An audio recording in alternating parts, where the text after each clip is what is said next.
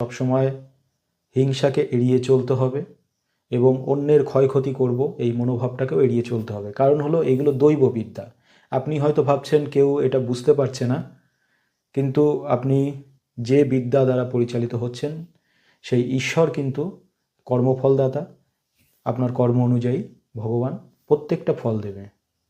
তাই সত্যের পথে থেকে সত্যভাবে এগুলোকে ধারণ করতে হবে, জীবনে অনেক এগোতে পারবেন। সঙ্গে এই তন্ত্রমন্ত্র শিখতে গেলে সাধন ভজনের প্রয়োজন।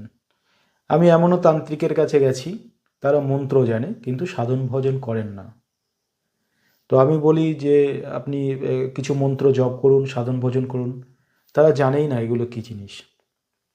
সাধন ভজন হচ্ছে ঈশ্বরের নাম জপ করা, তাকে স্মরণ করা, তাকে ভক্তি করা। এগুলো করলে কি হয়, আপনি মন্ত্র প্রয়োগ করছেন, মন্ত্রের মধ্যে দেখবেন দোহাই আছে, দেবদেবীর মাথা কাটাকাটি আছে, অনেক কিছু আছে।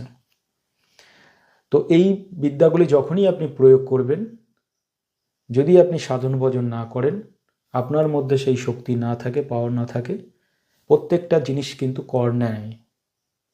তো তখন সেই মন্ত্র প্রয়োগের ফলে আপনার বাড়ির ক্ষতি হবে বা আপনারও ক্ষয়ক্ষতি হতে পারে।